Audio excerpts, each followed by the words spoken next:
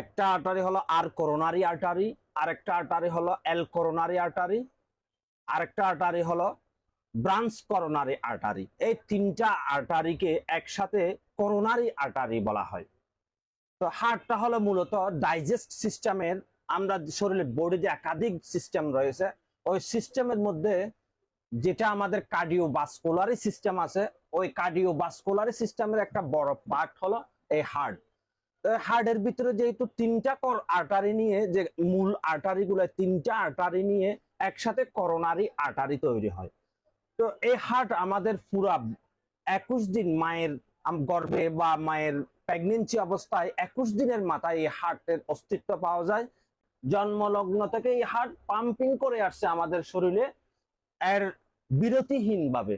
তো এই হার্ট আমরা যখন আমাদের পুরো বডিতে অক্সিজেন, নিউট্রিশিয়াম, প্রোটিন এবং গ্লুকোজ, কোলেস্টেরল এগুলো কিন্তু আমাদের কোষ কলার টিস্যুর প্রধান সার্ভিস, এবং এই পাম্প করে সার্ভিস ব্লাডের মাধ্যমে ব্লাডকে ক্যারিয়ার করে এই হার্ট কিন্তু আমাদের শরীরে প্রত্যেকটা জায়গায় এই প্রোটিন, নিউট্রিশিয়াম, গ্লুকোজ এবং কোলেস্টেরল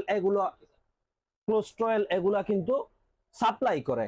তো এই হার্টের ভিতরে হার্ট নিজস্ব পাম্প, একটা এনার্জি দরকার, এই হার্টের জন্য একটা নিজস্ব এনার্জি দরকার। এই এনার্জিটা হার্ট নে আমাদের ফুসফুস থেকে যে অক্সিজেন আসে, এই অক্সিজেনের মনে করেন আপনি এক্সাম্পল ধরতে পারেন 5টা অক্সিজেনের টিউব হার্ট তৈরি করলো, 1 2 3 4 5, 5টা অক্সিজেনের টিউবের মধ্যে হার্ট কিন্তু একটা টিউব নিয়ে নেয়, যে টিউবটার মাধ্যমে এই হার্ট এনার্জিটা পায়। তখন এই করোনারি আর্টারি গুলা দিয়ে অক্সিজেন গুলো সরবরাহিত হয়ে হার্ট নিজেই এগুলো অক্সিজেনটা নিয়ে নেয়। হার্ট নিজের কার্যক্রমের জন্য তার নিজস্ব অক্সিজেনের দরকার, এই জন্য সে একটা টিউব হার্ট নিয়ে নেয়, আর 4টা টিউব কিন্তু সে পুরাটা বডিতে সাপ্লাই করে। তো দেখা যায় এই করোনা তিনটা আর্টারি যেহেতু একসাথে করোনারি আর্টারি বলা হয়, 1 2 3, এই তিনটা আর্টারি একসাথে করোনারি আর্টারি বলা হয়। এই করোনারি আর্টারির ভিতরে যে আর্টারি, যে শিরাগুলার ভিতরের দেওয়ালে কোলেস্ট্রল বা চর্বির পরল জমা হয়। যেমন এটা কোলেস্ট্রল অথবা চর্বি জমা হয়ে এটা মোটা হয়ে যায়। যখন মোটা হয়ে যায় তখন আপনার দীর্ঘদিন কোলেস্ট্রল জমানোর পর আপনার হার্টের ভিতরে পেইন তৈরি হয়, যেটাকে বলা হয় এনজিনা এবং এনজিনা পেইন। যদি এর স্থায়িত্বকাল 1 থেকে 3 মিনিট যদি এনজিনা পেইন আপনার হয়, তো বুঝবেন আপনার হার্টের মধ্যে ব্লকেজ তৈরি হয়েছে। বা 15 থেকে 60 মিনিট যদি আপনার বুকের মধ্যে পেইন হয়, তাহলে আপনি বুঝবেন আপনার হার্ট অ্যাটাক হয়ে গেছে, যা মাইটোকার্ডিয়াল ইনফেকশন বলা হয়। তো যদি 15 থেকে 60 মিনিট আপনার হার্টের ভিতরে এনজিনা হয়, ব্যথা হয়, তাহলে বুঝবেন আপনার হার্ট অ্যাটাক হয়ে গেছে, যেটাকে আমরা হার্ট স্ট্রোক বলি। তো এই হার্ট স্ট্রোক কোন জায়গায় হয়? এই জায়গায় অক্সিজেন নেওয়ার, যে হার্ট যে অক্সিজেন নেয়, এই আর্টারি গুলাতে ব্লকেজ তৈরি হয়। এই ব্লকেজটা তৈরি হয় 20 থেকে 22 বছর বয়স থেকে। ব্লকেজ গুলা 20 থেকে 22 বছর বয়স থেকে বডিতে এই ব্লকেজ গুলা তৈরি হয়। যেহেতু আমাদের লিভারটা কিন্তু প্রতিনিয়ত কোলেস্ট্রল তৈরি করে। আমাদের বডিতে 1000 মিলিগ্রাম পর্যন্ত কোলেস্ট্রল বডিতে তৈরি হয়, যে একজন সুস্থ মানুষের কিন্তু 300 মিলিগ্রাম হলে কোলেস্ট্রল হলে কিন্তু এনাফ। যেহেতু আমাদের শরীরে যে কোষ কলা টিস্যুগুলা রয়েছে, ওগুলা প্রত্যেকটা জায়গায় কোলেস্ট্রলের দরকার, এনার্জির জন্য কোলেস্ট্রলের দরকার।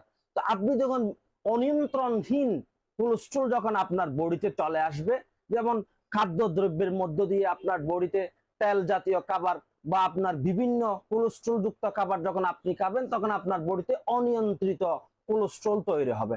এই কোলেস্ট্রল গুলো কিন্তু আপনার এই করোনারি আর্টারির ভিতরে জমা হয়ে যায়, তখন আপনার এই সমস্যাগুলো বেড়ে যায়। যে সমস্যাগুলো হলো আপনার এনজিনা পেইন, কার্ডিয়াক ফেলার, এই সমস্ত পেইন গুলো হয়ে থাকে। তো আপনার দেখেন এই ব্লকেজ এই আপনার যখন 20 থেকে 22 বছর বয়স থেকে ব্লকেজ গুলা শুরু হয়, এফেক্টটা শেষ হয় 60 বছর বয়সে দিয়ে। তো যখন আপনার বয়স বাড়তে থাকবে, আপনার ব্লকেজের পরিমাণ বাড়তে থাকবে।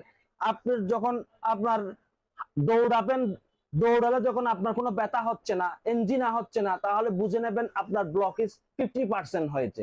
যদি আপনি দৌড়ানোর পর যদি আপনার হালকা ব্যথা ফিল করেন, তখন আপনার ব্লকেজটা 80% উপর 85% চলে গেছে। যখন আপনি বসে থেকে হাঁটা চলা করার সময়ও যে দেখবেন আপনার হাড়ে ব্যথা হচ্ছে, তখন আপনার ব্লকেজের পরিমাণটা 90% উপরে চলে গেছে। তখন আপনার এই যখন 15 থেকে 60 মিনিট আপনার ইঞ্জিনে পেইনটা হবে, তখন আপনি বুঝে নেবেন আপনার স্ট্রোক হয়ে গেছে। তখন আপনার করণীয় কি? তখন আপনি ইসিজি করলে আপনার ভালো রেজাল্ট আসবে না। ইসিজির মধ্যে আপনার হার্টের ব্লকেজ ধরা পড়ে না, বাট আপনাকে ব্লাড রিপিট প্রোফাইল টেস্ট করতে হবে, না হলে আপনাকে এনজিওগ্রাম করে আপনার ব্লকেজের পরিমাণটা ধরতে হবে। তারপরে আপনার ওই এর উপরে একটা সাজেশন হবে, আপনাকে কি রিং করানো হবে নাকি আপনাকে বাইপাস সার্জারি করতে হবে। এর তো ইনশাল্লাহ একটা জিনিস আপনাদেরকে আমি বলে দিই, যে যদি আপনি বাইপাস সার্জারি হলো ব্যয়বহুল এবং আপনার রিংওটা হলো ব্যয়বহুল। প্রতিরোধক চেয়ে যে আপনার প্রতিরোধক, এই বয়সে আপনি কি প্রতিরোধক করবেন? তখন আপনি ট্যাবলেট ইকুস্প্রিন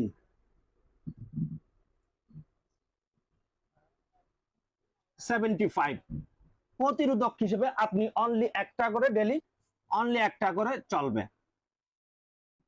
আর আপনার কোলেস্ট্রল নিয়ন্ত্রণের জন্য যে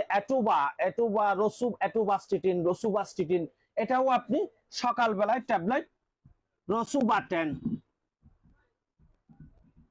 একটা করে আপনার চলবে।